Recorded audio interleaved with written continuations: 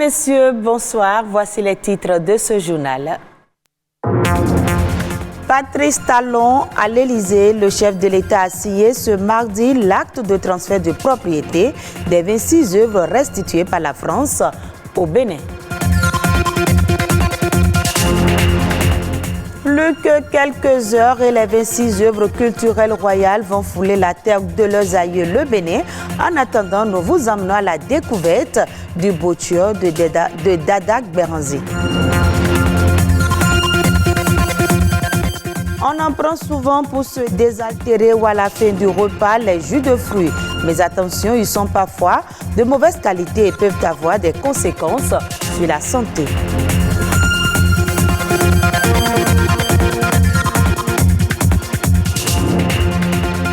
L'acte de transfert de propriété des 26 œuvres restituées par la France au Bénin est signé ce mardi à l'Élysée, ceci en présence des présidents Emmanuel Macron et Patrice Talon. Cette signature clôture ainsi un processus initié il y a 4 ans. Ces trésors royaux sont attendus ce mercredi à Cotonou. Nadège Omolade Sané. La dernière étape pour le transfert des 26 œuvres culturelles au Bénin vient d'être franchie. Les autorités françaises et béninoises ont vécu ce mardi un moment historique, un épisode qui marque la fin d'un processus démarré il y a 4 ans. Dans la matinée de ce mardi 9 novembre 2021, les ministres de la Culture du Bénin, Jean-Michel Abimbola, et de la France, Roselyne Bachelot, ont paraphé l'acte final de transfert de propriété. Une cérémonie solennelle qui s'est tenue aux Champs-Élysées en présence des présidents Emmanuel Macron et Patrice Talon. Les 26 trésors royaux du Bénin vont donc retrouver ce mercredi 10 novembre la terre de leurs ancêtres. Pour le président Emmanuel Macron, c'est une nouvelle page qui s'ouvre pour la jeunesse et la société civile des deux pays. Je me réjouis aujourd'hui de cette étape que nous franchissons ensemble, par une volonté commune. Parce que vous avez eu le courage de demander et redemander ce qui vous était dû, parce que plusieurs ont eu le courage d'éclairer ce chemin, et parce que des conservateurs, des scientifiques, des artistes ont eu le courage de revenir sur ce qui était jusqu'alors des tabous. Le geste d'aujourd'hui est la possibilité pour la jeunesse béninoise, la jeunesse africaine, de retrouver les œuvres de son histoire et de son patrimoine, de pouvoir les admirer chez elle. Et je souhaite que ce mouvement se poursuive. Après avoir exprimé sa gratitude et celle du peuple béninois, le président de la République du Bénin, Patrice Talon, espère que l'aboutissement de ce processus n'est que la première étape d'une série de restitutions. En effet, comment voulez-vous qu'à mon départ d'ici, avec les 26 œuvres, mon enthousiasme soit total, pendant que le Dieu Gou, œuvre emblématique, représentant le dieu des métaux et de la forge, la tablette du Fa, œuvre mythique de divination du célèbre devin Guédégbé et beaucoup d'autres, continuent d'être détenus ici en France, aux grandes dames de leur ayant droit. Est-ce que désormais l'espoir n'est pas permis? Si. Rappelons que le Bénin est le premier pays africain qui a reçu pour le moment un grand nombre d'œuvres culturelles pillées par l'administration coloniale française. Plus que quelques heures donc avant le retour au Bénin des trésors royaux pillés depuis 1892 par le général Dodds et ses troupes, des trésors parmi lesquels 3 statues de rois ayant marqué le royaume de Dahomey. À la découverte du botio du roi Béanzin, c'est avec Rodrigue Babagbeto. Des bras et des pieds d'homme pour une tête et un buste de poisson. Ainsi se présente le botio de Bereazi Boaïdjele à Khosoubawele, le roi requin.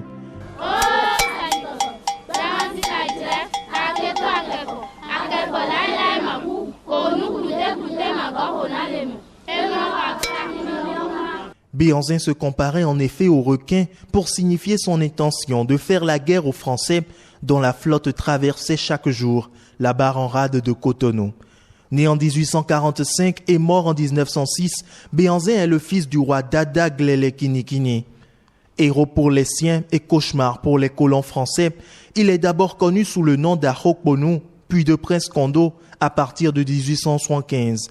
Durant son règne, le royaume de Dahomey est défait pour constituer la colonie du Dahomey avec le rattachement de Porto Novo du roi Tofa, son cousin et son ennemi. D'après certains historiens, ce Bochio était conservé dans une habitation appelée à Danjeho, traduit en français par case de courage ou case de colère.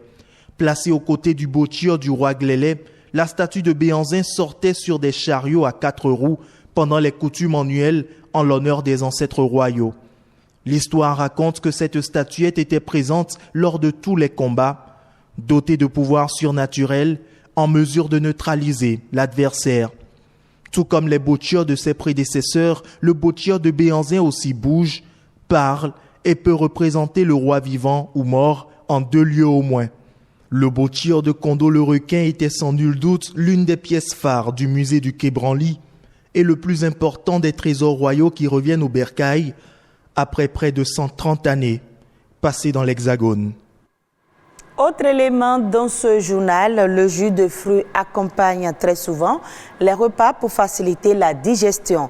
Dans la plupart des cas, certains consommateurs ignorent que sa qualité peut parfois être douteuse. Un jus de fruits mal fait constitue un danger pour l'organisme. Il faut alors savoir faire la différence et pouvoir identifier le jus de fruits sain pour l'organisme. Edgar Deguenon est agronome et nous en parle. Sur de la qualité des jus de fruits que nous consommons, il y a plusieurs paramètres que l'on prend en considération et ce n'est pas évident pour un consommateur de pouvoir les identifier facilement. Je peux déjà dire au commun donc des consommateurs pour dire qu'il faut pouvoir faire la différence entre les nectars de fruits et les jus de fruits. Quand on parle de jus de fruits, c'est des produits qui sont extraits directement de fruits, tels que l'ananas par exemple, ou bien l'orange, ou bien le citron. On peut extraire directement le jus. Mais les nectars, les industriels généralement dans la grande distribution partent donc de la purée de fruits ou bien de la pulpe auquel ils ajoutent de l'eau suffisamment, du sucre, des arômes pour pouvoir augmenter largement donc leur marge bénéficiaire. Donc il faut pouvoir faire cette distinction-là et surtout ceux qui demandent à acheter des jus beaucoup moins chers sur le marché, ce n'est pas des jus qu'ils consomment, mais c'est plutôt des nectars qui sont rallongés qu'ils consomment. Dans les procédés donc, de conservation, au-delà donc de la transformation, il faut prendre des dispositions pour quand même que le jus soit conservé pour une durée plus ou moins longue. Et il y a ce que nous appelons les additifs alimentaires. Dans la catégorie donc, des additifs, il y a plus d'une centaine d'additifs alimentaires qui sont utilisés dans le monde entier. Et pendant les centaines-là, il y a à peine une quinzaine qui sont réputés ou bien qui sont reconnus non nocifs pour la santé. Mais en absence donc, de contrôle sur le marché, les gens utilisent un peu de tout. Il y a même des additifs qui sont cancérogènes pour l'organisme que les gens utilisent quand même. Et il faut faire attention à tout cela pour que dans ce que nous consommons, on n'introduit pas certaines qui sont très nocives pour notre santé. Mais entre autres choses, il faut faire analyser donc, ces produits au laboratoire central, passer également par la BSSA au niveau du Bénin, qui est l'agence qui est accréditée en la matière. Et c'est au vu des analyses que vous faites sur vos produits et qu'on peut vous délivrer un certificat pour dire que vos produits sont conformes pour pouvoir être introduits dans la consommation. Ça veut dire que ces produits-là, on vérifie donc l'innocuité pour dire que ces produits ne peuvent pas nuire à la santé. Hors du Bénin, à présent, le Cameroun paie 172 milliards de francs CFA d'intérêts et commissions sur la dette publique en 9 mois. Selon la Caisse autonome d'amortissement, le gestionnaire de la dette publique au Cameroun, sur cette enveloppe, 20,6% représente les intérêts et autres commissions. Cette somme représente à peu près le financement nécessaire pour la construction d'un barrage hydroélectrique de 75 MW. L'addition des intérêts payés par l'administration centrale sur la dette dette publique camerounaise aurait été plus salée si le pays avait respecté les objectifs de remboursement prévus dans la loi de finances rectificative de l'année 2021. En termes de composition, selon la CAA, le service cumulé de la dette publique et les intérêts et commissions induits ont été réglés à hauteur de 82,9% en faveur des créanciers extérieurs contre seulement 17,1% au profit des créanciers intérieurs. D'autres informations à l'international, c'est dans Eco Inter réalisé par Patrick Adjagbodjou.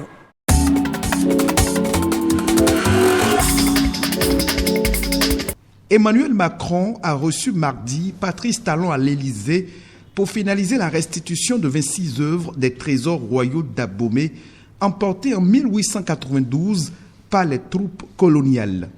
Des trésors qui reviennent au Bénin dès ce mercredi 10 novembre 2021. Mais bien avant le départ de ces trésors royaux du sol français, les ministres de la Culture de la France et du Bénin ont signé l'acte de transfert de propriété à Paris. Cette cérémonie solennelle marque la dernière étape d'un processus entamé en 2017. Ces trésors feront le voyage de retour au bercail sur la terre de leurs aïeux à bord d'un avion avec le président béninois Patrice Talon. Ils vont mettre la main à la poche et indemniser les victimes. Les évêques catholiques de la France ont décidé de mettre en place un dispositif d'indemnisation des victimes de pédocriminalité dans l'Église catholique en France. L'Église décide également de se dessaisir de biens pour abonder un fonds d'indemnisation aux victimes d'abus. Pour ce travail de reconnaissance et de réparation, les évêques demandent au pape d'envoyer une personne de confiance pour examiner le dispositif de réparation.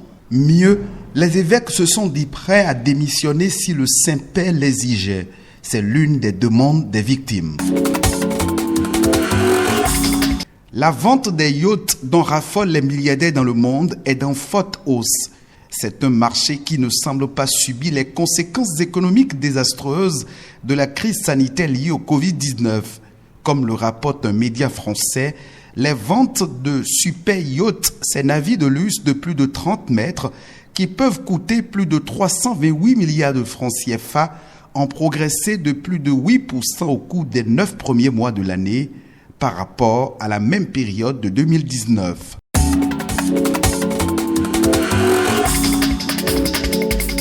Et voilà qui vient mettre un terme à ce journal. Merci à vous de nous avoir suivis. Vous pouvez retrouver ce journal sur le www.oactb.bj. Très bonne suite des programmes de BB24.